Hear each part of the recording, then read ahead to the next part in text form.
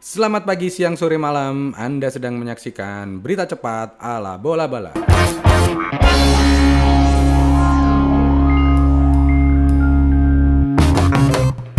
Berita pertama, Aubameyang akhirnya menusuk lubang yang salah. Setelah beribu-ribu purnama, akhirnya kita bisa menyaksikan Aubameyang mencetak gol lagi. Walaupun ke gawang sendiri. Ya, Arsenal harus menerima pil pahit dalam dunia persepak bolaan lagi. Walaupun Arteta telah menyiapkan pasukan terbaiknya dengan formasi 4-3-2-1 disertai Lacazette sebagai ujung tombak, membuat banyak peluang namun tetap nihil gol.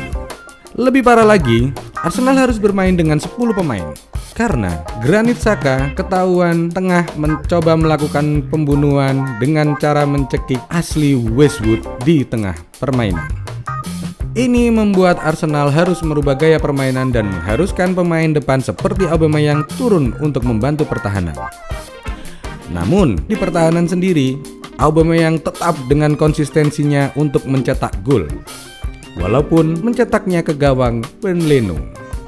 Segala upaya sudah dilakukan oleh para pemain Arsenal untuk menyamakan kedudukan. Namun, hasil tersebut tidak merubah sampai pertandingan selesai. Dan Arsenal tidak beranjak dari tempat tidurnya. Berita selanjutnya, AC Milan mulai merindukan anggur cap orang tua, Zlatan Ibrahimovic. AC Milan ditahan imbang oleh Parma pada laga ke-11 Serie A Senin dini hari 14 Desember 2020. Laga yang digelar di San Siro itu berakhir dengan skor 2-2 dan Pak Tua Zlatan masih belum bisa tampil karena ia sudah mulai cedera lagi. Mungkin sudah mulai mengalami pengapuran sendi atau sakit-sakit pada boyok dan kecetit.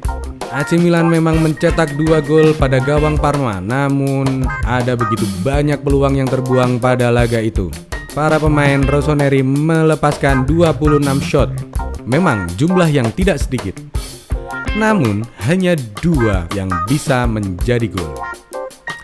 Mungkin jika Zlatan bermain dia akan mencetak mungkin 13 atau 20-20-nya menjadi gol. Dari cerminan laga itu jelas menegaskan bahwa AC Milan sangat membutuhkan seorang target man seperti Zlatan Ibrahimovic.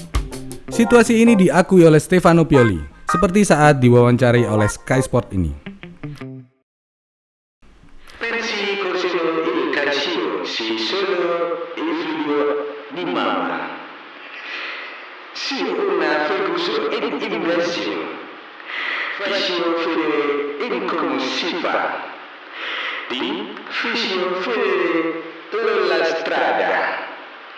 La strada del super soccer.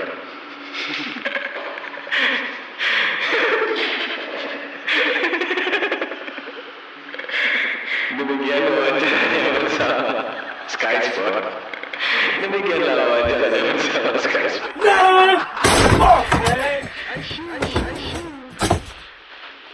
Man, that shit pissed me off.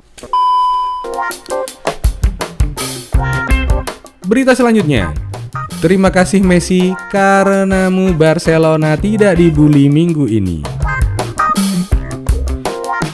Barcelona sukses mengalahkan Levante dengan skor tipis 1-0 dalam laga La Liga Giornata ke-13 yang digelar di Camp Nou. Kemenangan ini didapatkan Barcelona dengan tidak mudah. Mengingat banyaknya peluang yang gagal dijadikan gol oleh para pemain depan Barcelona.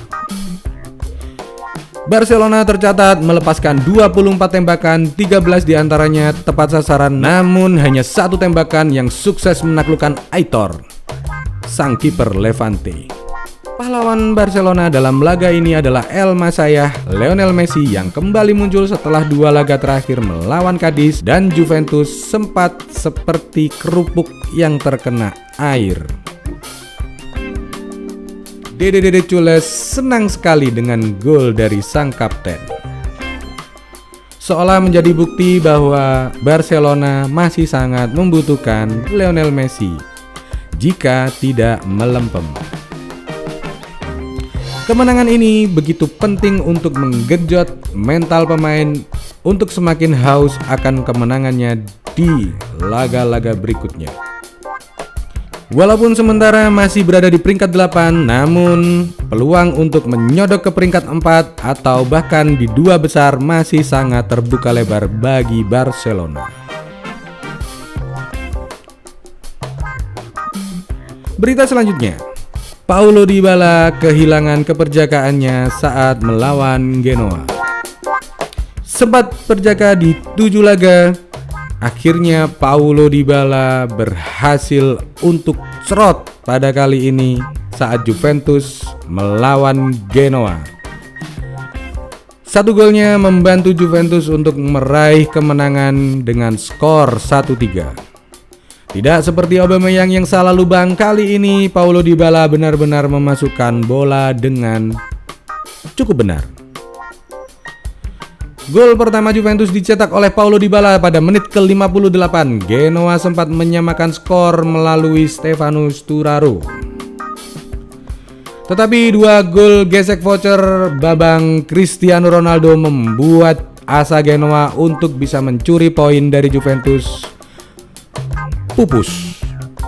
Kita tidak perlu lagi untuk membahas penalti dari Bambang Cristiano Ronaldo yang sudah biasa itu. Tapi gol Paulo Dybala ini merupakan kabar gembira untuk para fans Juventus, sebab ini merupakan gol pertamanya di Serie A musim ini setelah pada 7 laga sebelumnya Dybala selalu bermain namun tidak bisa cerot.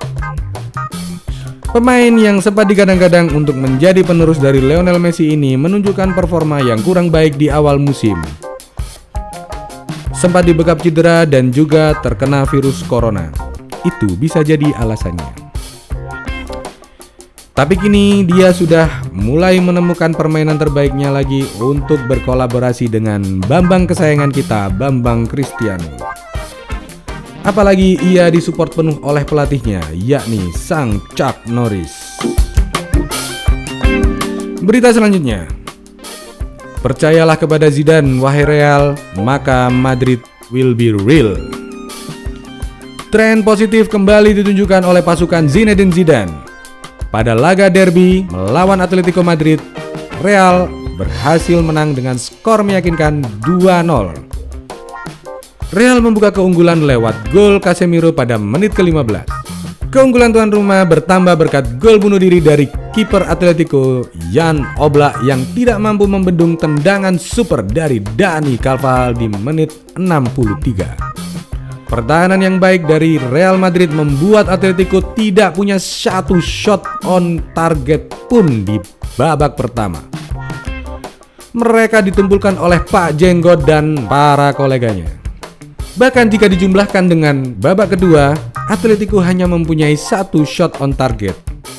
Kemenangan ini berhasil mematahkan rekor tak terkalahkan Atletico yang sejak awal munculnya Corona pada Februari lalu tim ini tidak pernah mengalami kekalahan. Spirit Real Madrid sedang membara laksana para pemuda-pemuda sedang bersumpah pemuda di 3 pertandingan terakhir di semua kompetisi sukses mereka lalui dengan kemenangan. Rumor soal pemecatan Zinedine Zidane sebelum 3 laga itu seolah lenyap bak ditelan oleh Mak Yeye. Maka sejatinya kalian para fans Real Madrid percayalah kepada Zinedine Zidane. Derby Manchester yang membosankan dan tanpa niat menang. Laga perebutan untuk menjadi penguasa dari kota Manchester tidak sesuai ekspektasi.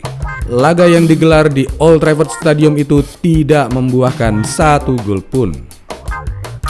Kedua tim bermain sangat hati-hati, seperti tidak ingin menyakiti satu sama lain. Manchester City yang biasanya bermain sangat beringas mendadak seperti bayi baru tumbuh gigi yang tak nafsu makan. Jauh di bawah standar dari Pep Guardiola. Lemahnya Manchester City juga tidak dapat dimaksimalkan oleh Manchester United yang terkenal dengan counter attack cepatnya itu. Dua tim sama-sama minim kreativitas di laga ini. Hasilnya, Manchester United dan Manchester City masing-masing cuma mencatat 2 tembakan tepat sasaran. Menganggurnya David De Gea dan Anderson di gawang masing-masing klub semakin menegaskan bahwa derby ini juga tidak lagi semenarik dulu yang selalu panas. Sepertinya kita sudah kehilangan atmosfer akan derby Manchester ini.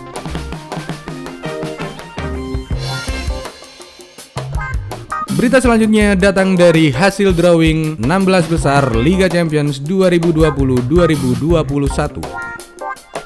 Drawing babak 16 besar Liga Champions sudah dilaksanakan. Mönchengladbach akan melawan Manchester City. Lazio melawan tim super duper tidak masuk akal Bayern Munchen. Sementara Atletico akan menghadapi Chelsea. Leipzig menghadapi sang juara 2 tahun sebelumnya Liverpool. Porto akan bertemu dengan Bambang Cristiano. Sevilla akan menghadapi Borussia Dortmund. Sementara Atalanta juga akan harus berbaku hantam melawan Real Madrid. Dan kejutan yang paling ditunggu adalah laga Barcelona melawan Neymar.